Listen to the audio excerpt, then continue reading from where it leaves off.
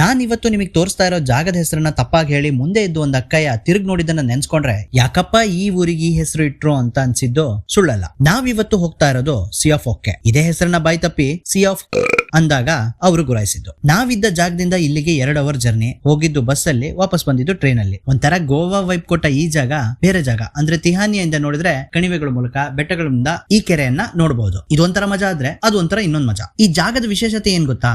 ಇದೊಂದು ವೇವ್ಸ್ ಇರೋ ಲೇಕ್. ಅದರಲ್ಲೂ ಸೆಂಟ್ರಲ್ ಯುರೋಪ್ ಅಲ್ಲಿ ಇದು 2ನೇ ಅತಿ ದೊಡ್ಡ ಲೇಕ್. ಇದಕ್ಕಿಂತ ಮತ್ತೊಂದು ವಿಶೇಷ ಏನಪ್ಪಾ ಅಂದ್ರೆ ಇದರಲ್ಲಿ ಹೆಚ್ಚು ಕಡಿಮೆ 1 ಕಿಲೋಮೀಟರ್ ನಡ್ಕೊಂಡು ನೀರಲ್ಲಿ ಹೋಗಬಹುದು. ಮೊಣಕಾಲದ ನೀರಲ್ಲಿ ಆರಾಮಾಗಿ ಆಟ ಕೂಡ ಆಡಬಹುದು. ಹಿಸ್ಟ್ರಿ ಕಡೆ ಬಂದ್ರೆ ಇಲ್ಲಿ ಸಾಕಷ್ಟು ವಾರ್ ಟ್ರೀಟಿಗಳು, ಒಪ್ಪಂದಗಳು ಈ ಜಾಗದಲ್ಲಿ ಆಗಿತ್ತು. ಹಾಗಾಗಿ ಜಿಯೋಗ್ರಫಿಕಲಿ, ಪೊಲಿಟಿಕಲಿ ಈ ಜಾಗ ತುಂಬಾ ಫೇಮಸ್. ನೀರಲ್ಲಿ ಆಟಾಡಿ ಒಂದಿಷ್ಟು ಸುಸ್ತಾದ್ಮೇಲೆ ನೆನಪಾಗಿದ್ದು ಹೊಟ್ಟೆ. ಪರದೇಶಿಗಳ ಊಟ ನಮಗೆ ಸರಿ ಹೋಗಲ್ಲ. ಆದ್ರೆ ಪಿಜ್ಜಾ, ಬರ್ಗರ್, ಬನ್ನು, ಬ್ರೆಡ್ ತಿಂದೆ ಬೇರೆ ವಿಧಿ ಇಲ್ಲ. ಅದೇ ನಿಟ್ಟಲ್ಲಿ ಒಂದ್ ಪಿಜ್ಜಾ ತಿಂದು ಜೊತೆಗೆ ಒಂದ್ ಲಾಂಗೋಶ್ ಅಂದ್ರೆ ದಪ್ಪ ಪೂರಿ ತರ ಇರುತ್ತೆ ಆ ಒಂದು ಡಿಶ್ ತಿನ್ಕೊಂಡು ವಾಪಸ್ ಹೊರಟಾಗ ಟಿಕೆಟ್ ವೆಂಡಿಂಗ್ ಮಿಷಿನ್ ನಲ್ಲಿ ಟಿಕೆಟ್ ತಗೋಬೇಕಾದ್ರೆ ಇಂಡಿಯನ್ ರೈಲ್ವೆ ಟಿಕೆಟ್ ಕೌಂಟರ್ ನಲ್ಲಿ ನಮಗ್ ಕಾಣ ಸಿಗೋ ಸಿಡಿ ಮುಖ ನೆನಪಾಗಿದ್ದು ಸತ್ಯ. ಇಷ್ಟ ಹೇಳ್ತಾ ಈ ವಿಡಿಯೋ ಇಲ್ಲಿ ಮುಗಿಸ್ತಾ ಇದ್ದೀನಿ. ವಿಡಿಯೋ ಇಷ್ಟ ಆಗಿದ್ರೆ ಲೈಕ್ ಮಾಡಿ, ಕಮೆಂಟ್ ಮಾಡಿ, ಶೇರ್ ಮಾಡೋದನ್ನ ಮರಿಬೇಡಿ. ಇದೇ ತರ ವಿಡಿಯೋ ಮುಂದೆ ನೋಡ್ಬೇಕಂದ್ರೆ ಫಾಲೋ ಮಾಡೋದನ್ನ ಮರಿಬೇಡಿ. ಹಾಗೆ ಯೂಟ್ಯೂಬ್ ಚಾನಲ್ ನ ಸಬ್ಸ್ಕ್ರೈಬ್ ಮಾಡಿ. ಕನ್ನಡದ ಸಿದ್ಧ ಹಾಡೋದಕ್ಕೆ ಎದ್ದ